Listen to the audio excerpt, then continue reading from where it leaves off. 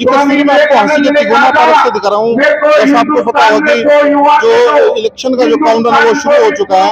25 मई को जो वोटिंग है और आज तिकोना पार्क में पूर्व राज्यसभा सांसद दीपेंद्र सिंह हुड्डा की जनसभा में कहूँगा एक बार आप भीड़ दिखा दो, कितनी भीड़ है, काफी लोग हैं।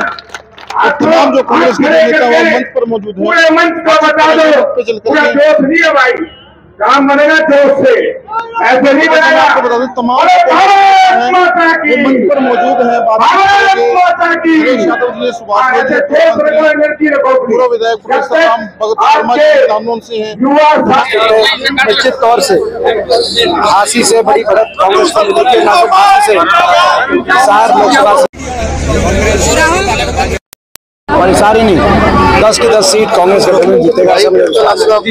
जयप्रकाश जी के जो नामांकन के बारे में जो भ्रम फैलाया जा रहा है उसके बारे में क्या कहेंगे? ये मैं समझता हूँ कि ये सोच है, किसी ना किसी की सोच होगी कि भाई इस तरह से कहीं ना कहीं टांग अड़ाई जाए, लेकिन ऐसे थोड़ी होता है।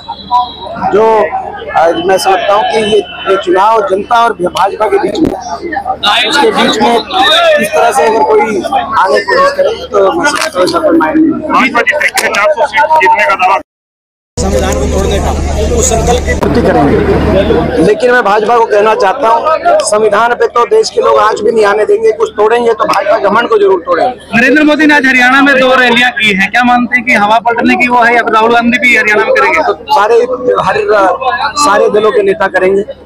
राहुल जी भी आएंगे, राहुल गांधी जी भी आएंगे, खड़गे जी भी आएंगे और प्रियंका जी भी, तीनों के हमारे कार्यक्रम हरियाणा में रहेंगे। बीजेपी और जेजेपी का जो राजनीतिक तलाक हो गया उसके बारे में क्या कहेंगे? अब देखो आप कितना बड़ा भ्रष्टाचार का मामला सामने आ रहा है। बीजेपी कह रही है दुष्यंत चौटाला के घोटालों की जांच कराएंगे और दुष्यंत चौटाला कह रहे हैं भाजपा के घोटालों के राज बताएंगे। 5 साल तक तुम दोनों मिलकर लूट रहे थे, तब ये तो मैं समझता हूँ कि ये तो गठबंधन नहीं ठगबंधन था। आज ये साबित हो गया है कि गठबंधन नहीं ठगबंधन था। हरियाणा को ठगने के लिए, लूटने के लिए ये गठबंधन किया गया था। 5100 पेंशन तो आई नहीं। अब एक दूसरे के भ्रष्टाचार की पोल खोलने के लिए दोनों तैयार हो रहे हैं। नायब सैनी इंडिया गठबंधन को घमंडिया गठबंधन बोल रहे हैं, क्या कहेंगे?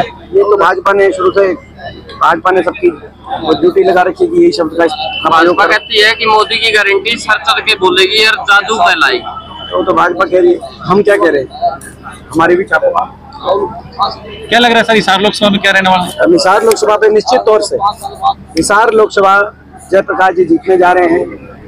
और मैं धन्यवाद करता हूं कांग्रेस पार्टी का कि एक ऐसे प्रत्याशी को जिनका जीवन एक संघर्ष और तप के रूप में इस क्षेत्र को आगे बढ़ाने के लिए, जिन्होंने दिन और रात एक तपस्या कर एक संघर्ष किया, हमेशा यहाँ इसके पूरे क्षेत्र के विकास की लड़ाई लड़ी है, लोगों के बीच में हमेशा उपलब्ध रहे, एक ऐसे प्रत्याशी को यहाँ से अवसर दिया है। तो आज जनता खुद तराजू पे तोल के फैसला करे। 2 ही बातें होती हैं, काम और आचरण। काम और आचरण के तराजू पे जनता तोल के अपनी आत्मा से निर्णय करे। अगर काम और आचरण के तराजू पर जयप्रकाश जी भारी दिखें तो जयप्रकाश जी का साथ, और मैं मानता हूं कि बड़ी जीत जयप्रकाश जी की यहाँ से होगी। मुझे पूरा विश्वास है कि 36 बिरादरी का आशीर्वाद जयप्रकाश जी को कांग्रेस पार्टी को मिल रहा है। नैना चौटाला पर उचाला विधानसभा में हमला हुआ, उन्होंने कहा कांग्रेस के लोग थे। देखिए शुरू से हमने एक बात कही, जब भी ये बात आई कि आज हर वर्ग प्रदेश की सरकार से नाराज है, उनकी नाराजगी हम समझ सकते हैं। हर वर्ग का तिरस्कार, कोई ऐसा वर्ग नहीं जिसका अपमान इस सरकार ने ना किया, लेकिन अपनी नाराजगी को जाहिर करने का तरीका मतदान के दिन वोट की चोट से होता है। किसी गांव या किसी कस्बे में आने से किसी प्रत्याशी को रोकना सही नहीं है। रोका जाए तो विधानसभा और लोकसभा में पहुंचने से भाजपा के उम्मीदवारों को रोका जाए, यही लोकतंत्र का संवैधानिक व्यवस्था। रोहतक में क्या रहने वाला है? और रोहतक में बड़ी बहुमत से कांग्रेस पार्टी शंका है। हरियाणा में कांग्रेस की सरकार बनने पर हिसार के लोगों को क्या सौगात मिलेगा? देखिए एक जो बड़ी बात आपको याद होगा यहाँ पे हमने रेल रोड की रैली करी थी। मल्लिकार्जुन खड़गे जी आए थे, जब रेल से सीधे कनेक्टिविटी हिसार की और ये 4 लेन कनेक्टिविटी हिसार का एयरपोर्ट और मेहमगढ़ इंटरनेशनल एयरपोर्ट भी मंजूर इसलिए किया था कि ये कॉरिडोर दिल्ली से, दिल्ली रोहतक हिसार सिरसा, ये एक ग्रोथ का कॉरिडोर बने, जैसे दिल्ली से जयपुर तक।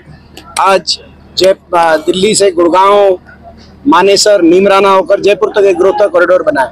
उस रूप से RRTS rapid rail transit system जो मेट्रो है, एडवांस मेट्रो, आपने देखा होगा, ये हमने RRTS हिसार तक हमने प्रस्ताव, इसको सैद्धांतिक मंजूरी हमारे समय मिली थी। दुर्भाग्य से वो ठंडे बस्ते में चला गया। और दूसरी ओर दिल्ली से मेरठ तक RRTS पहुंच गया, नोएडा से ग्रेटर नोएडा तक मेट्रो पहुंच गई। तो इस बार हमारा ये संकल्प है कि कांग्रेस सरकार बनने पे हिसार के लिए बाकी तो बहुत से कार्य करेंगे, लेकिन एक RRTS जो मेट्रो है, इस मेट्रो कॉरिडोर को जो आज बहादुरगढ़ में खड़ी है, इसको हम हिसार तक RRTS कॉरिडोर को लेके आएंगे ताकि कनेक्टिविटी बने। जैसे पहले रेल और रोड देने का काम हम ही ने किया था, इसी तरीके से RRTS से जोड़ने का काम हम लोग भी करेंगे। सर, हरियाणा में कितनी सीट पक्की मानते हैं? तो दूसरी बात, जो ये कानून व्यवस्था, आज अपराध जिस तरह से बढ़ रहा है, आप देख रहे हो, फिरौतियां मांगी जा रही है, आज अपहरण हो रहे हैं, आज हत्या के मामले आ रहे हैं। तो लॉ एंड ऑर्डर की वही स्थिति, पूरी तरीके से अपराधियों का, माफिया का, गुंडा तत्व का सफाया करके कानून व्यवस्था उसी रूप से हम देने का काम करेंगे ताकि हरियाणा विकास की तरफ आगे बढ़े। हरियाणा में कितनी सीट पक्की मान रहे हैं? हरियाणा में कितनी सीट? हम तो 10 मान रहे हैं। 10 जीतेंगे। दीपेंद्र जी, भुट्टा साहब कह रहे हैं जयप्रकाश जेपी को बना दो, अगली सरकार मैं बना दूंगा, इस तरह की बातें कई बार। ये जो वोट है, वोट एक है, फायदे अनेक है। वोट एक, फायदे अनेक। उसी एक वोट से आज देश के संविधान को बचाने का काम भी लोग करेंगे, उसी वोट से भाजपा के घमंड को तोड़ने का काम भी करेंगे, और उसी वोट से हरियाणा की भी अगली सरकार बनाने का लोग, अगली कांग्रेस की सरकार बनाने का। 80 में खड़े हैं, 80 के लोग चाहते हैं कि 80 को जिला बनाया जाए, क्या कांग्रेस करेगी? देखिए, मैं समझता हूँ कि जैसी जनभावना होगी, जनभावनाओं के अनुरूप ही हम काम करेंगे। पिछली बार की जैसे लोकसभा चुनाव था रोहतक में कई बार ये हुआ था कि सही एक तरह से रिजल्ट नहीं डिक्लेयर किया गया, इस बार क्या लगता है आपको कि प्रॉपर सरकार और जो प्रशासन पूरी तरह से होगी, निश्चित तौर से रिजल्ट को करेगी? देखिए, पिछली बार जिस तरह का किया जो है, मैं समझता हूँ कि शाम दाम दंड में तो सरकारी तंत्र दुरुपयोग किया गया था। लोकतंत्र की गला घोटने का नजारा मैंने 2019 के लोकसभा चुनाव की मतगणना में जो मैंने देखा था, वो शायद आपने भी दिल्ली के, चंडीगढ़ के मेयर के चुनाव में देख लिया होगा। तो ये प्रजातंत्र में विश्वास रखने वाले लोग नहीं है भाजपा वाले, संविधान का जो है तोड़ने की बात करने वाले लोग हैं। लेकिन इस बार जनता इनसे लड़ रही है, असली लड़ाई जनता बनाम भाजपा की है, और जनता इस बार जवाब देगी और जनता जीतेगी।